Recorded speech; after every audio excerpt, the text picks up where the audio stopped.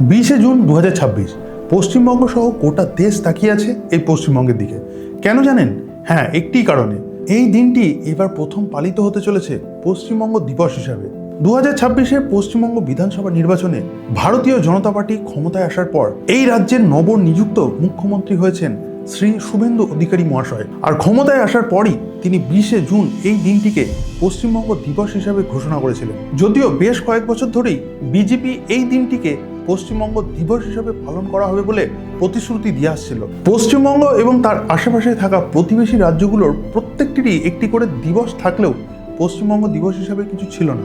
তবে সম্প্রতি আমাদের প্রাক্তন মুখ্যমন্ত্রী মাননীয় মমতা বন্দ্যোপাধ্যায় 1 বৈশাখ দিনটিকে পশ্চিমবঙ্গ দিবস হিসাবে বাংলা দিবস ঘোষণা করেছিলেন। কিন্তু এই বছর 2026-এর 20 জুন থেকে প্রত্যেক বছর পশ্চিমবঙ্গ দিবস পালিত হতে চলেছে। আর এর পিছনে কতগুলো সরকারি গাইডলাইনও দেওয়া হয়েছে। এখন আমার আপনার মতো সাধারণ নাগরিক অনেকেই হয়তো এই দিনটির গুরুত্ব জানেন না। চলুন আজকের ভিডিওটির মাধ্যমে জেনে নেওয়া যাক 20 জুন কি এমন ঘটনা ঘটেছিল যার জন্য নবনিযুক্ত জাতীয়তাবাদী এই দলটি পশ্চিমবঙ্গ দিবস হিসাবে এই দিনটিকে বেছে নিল। এখন কলকাতা হলো ভারতবর্ষের একটি অঙ্গরাজ্য পশ্চিমবঙ্গের রাজধানী, কিন্তু এটাই হতে পারত পূর্ব পাকিস্তানের রাজধানী। তখনকার কলকাতা আর এখনকার কলকাতার মধ্যে বিস্তর ফারাক। তখন কলকাতা ছিল অর্থনৈতিক দিক থেকে এশিয়ার সব থেকে সমৃদ্ধশালী শহর। বর্তমানে অর্থনৈতিকভাবে নিঃস্ব কলকাতার সঙ্গে তার কোনো তুলনাই চলে না। তো এহেন কলকাতার প্রতি জিন্নার ছিল বরাবরই লোভ। বিশেষত 1937-এর নির্বাচনের পর কংগ্রেসি নেতৃত্বের অপদার্থতার ফলে অবিভক্ত বঙ্গে মুসলিম লীগের শাসন প্রতিষ্ঠিত হলে জিন্না, সোহরাওয়ার্দী সহ মুসলিম লীগের নেতৃত্ব কলকাতা সহ সমগ্র বাংলাকেই পাকিস্তানের অন্তর্ভুক্ত করার উদ্গ্রীব বাসনা বৃদ্ধি পায়। বিখ্যাত অর্থনীতির অধ্যাপক ভবতোষ দত্ত তার আত্মজীবনী 8 দশকে লিখেছেন, তিনি যখন ইসলামিয়া কলেজ, বর্তমানে যেটি মৌলানা আজাদ কলেজ, সেখানে তিনি যখন পড়ছিলেন তখন তাদের ভারত বা পাকিস্তান অপশন নিতে বলা হয়। তার মুসলমান সহকর্মীরা সবাই লেখেন পাকিস্তান, প্রিফারেবলি ক্যালকাটা। তার এক মুসলিম সহকর্মী তাকে সান্ত্বনা দিয়ে বলেছিলেন, হাওড়া তো আপনাদেরই থাকছে, অর্থাৎ দেশ ভাগ হওয়ার কিছু আগেই কলকাতা পাকিস্তানে পাওয়ার ব্যাপারে নিশ্চিত ছিল মুসলিম লীগ। এই পশ্চিমবঙ্গ ও কলকাতার পাকিস্তানে অন্তর্ভুক্তিকরণের স্বপ্নের মাঝে বাঁধা হয়ে দাঁড়ান একজন ব্যক্তি, আর তার নামই হচ্ছে ডক্টর শ্যামাপ্রসাদ মুখোপাধ্যায়। জিন্নার নেতৃত্বে মুসলিম লীগ 1946-এর 16ই আগস্ট প্রত্যক্ষ সংগ্রাম অর্থাৎ ডাইরেক্ট অ্যাকশনের ডাক দেয়।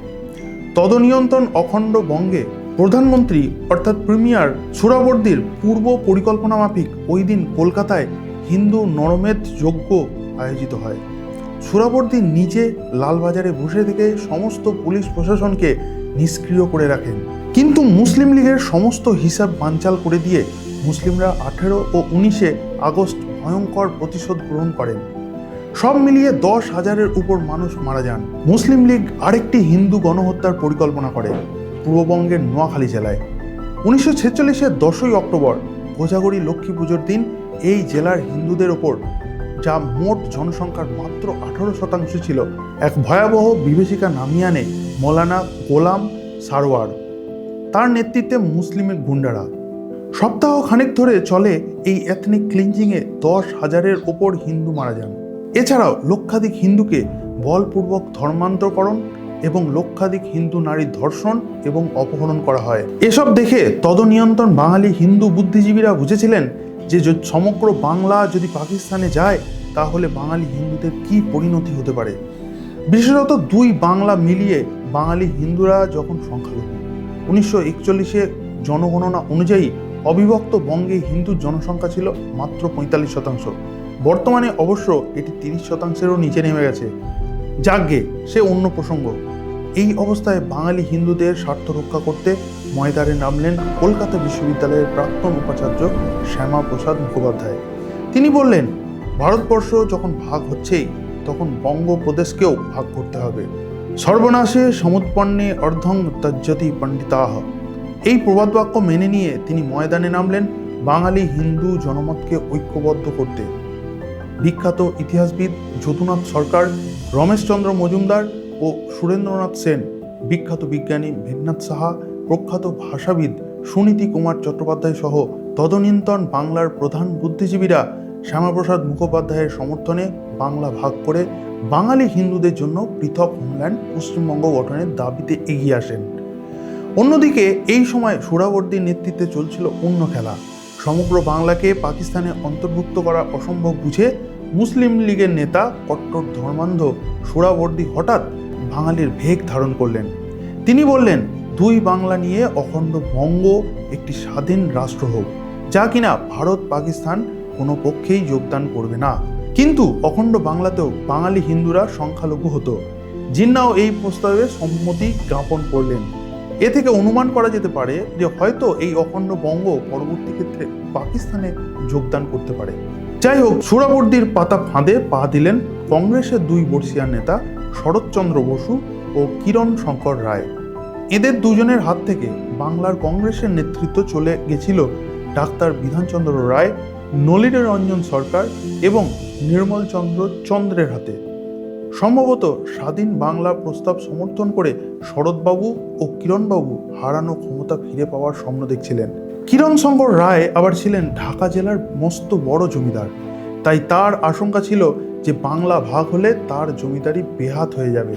কয়েক মাস আগে ঘটে যাওয়া কলকাতা দাঙ্গা ও নোয়াখালী গণহত্যায় সোহরাওয়ার্দীর ভূমিকার কথা তারা ভুলে গেলেন। শরৎ বসু ও আবুল হাসিম স্বাধীন সার্বভৌম বাংলার একটি খসড়া সংবিধানও তৈরি করেন। বর্তমানের মানুষ এই আবুল হাসিম ছিলেন বাংলা মুসলিম লীগের সেক্রেটারি, যিনি কলকাতা দাঙ্গার আগে খুব স্পষ্ট ভাষায় হিন্দু খুন করতে উস্কানি দিয়েছিলেন।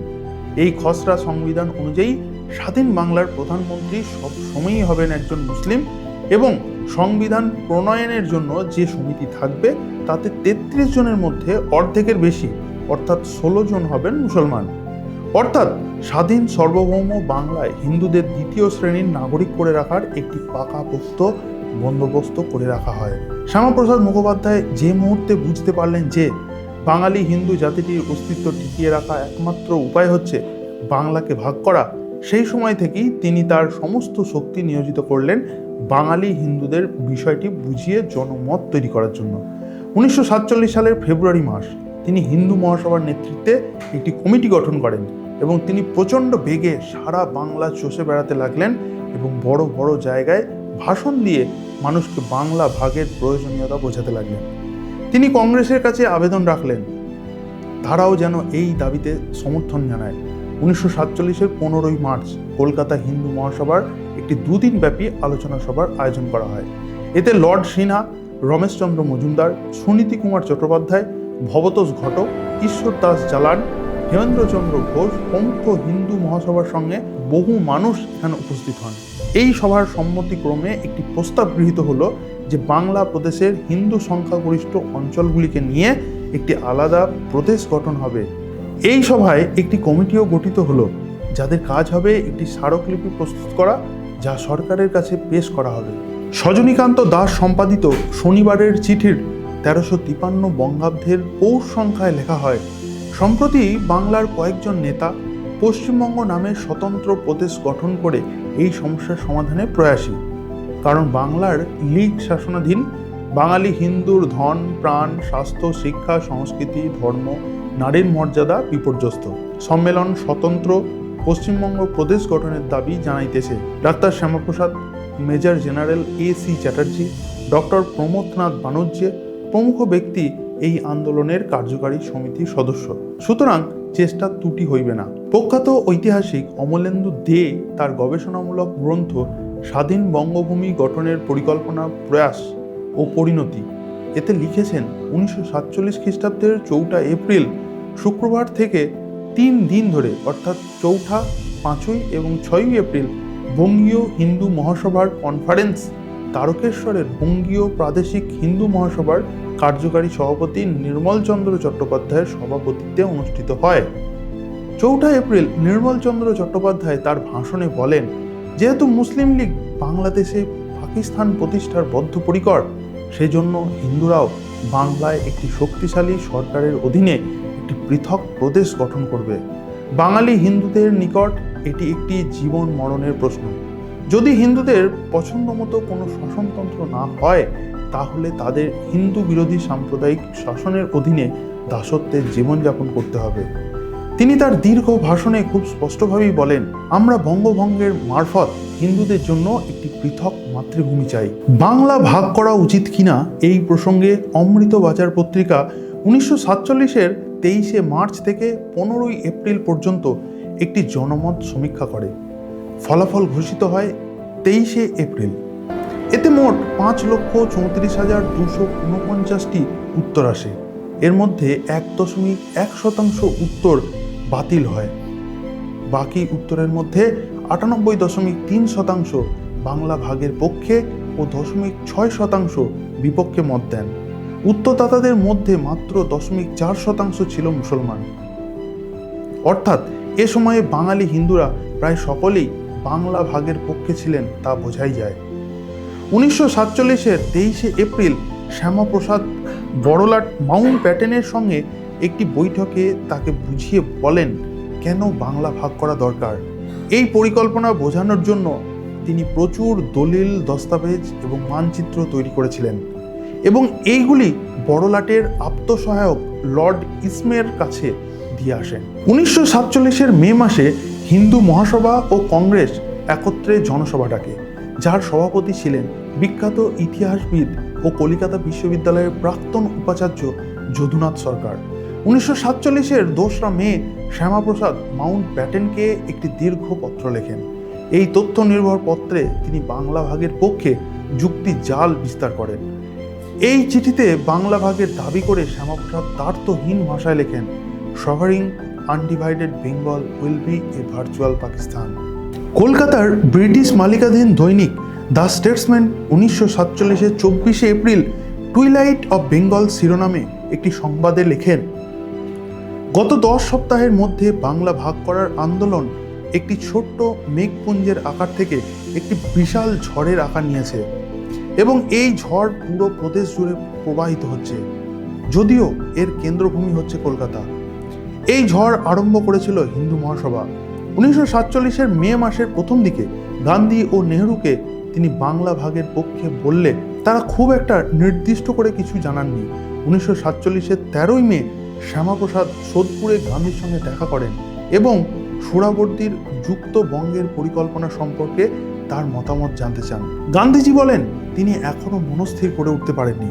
শ্যামাপ্রসাদ যখন গান্ধীজিকে জিজ্ঞাসা করেন তিনি বাংলা ছাড়া ভারতবর্ষকে কল্পনা করতে পারেন কি না, স্বভাবসিদ্ধ ভঙ্গিতে গান্ধী এর কোনো উত্তর দেননি।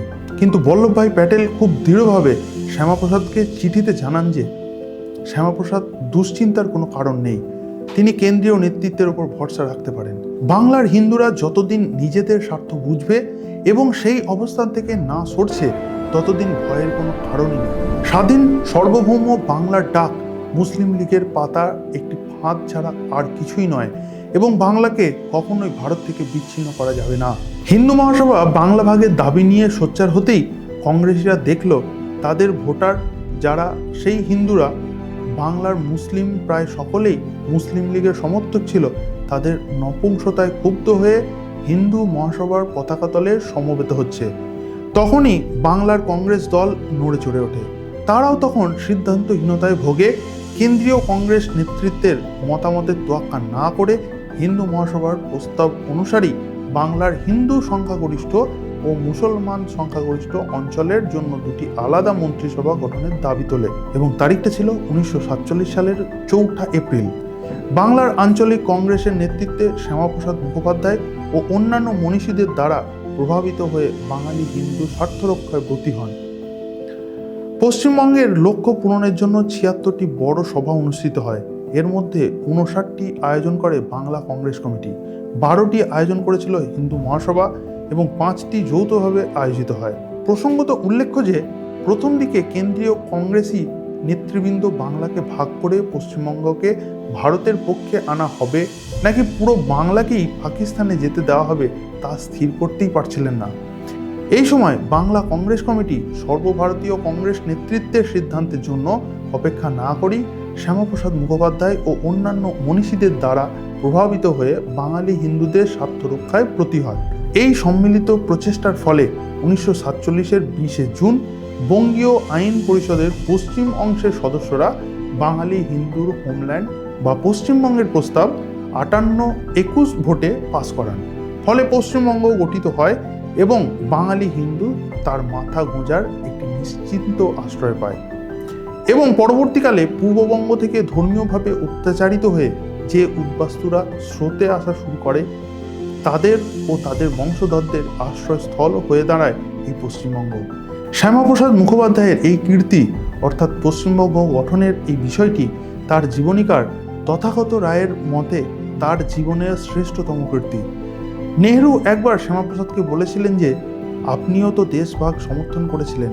উত্তরে শ্যামাপ্রসাদ বলেন, আপনারা ভারত ভাগ করেছেন আর আমি পাকিস্তান ভাগ করেছি।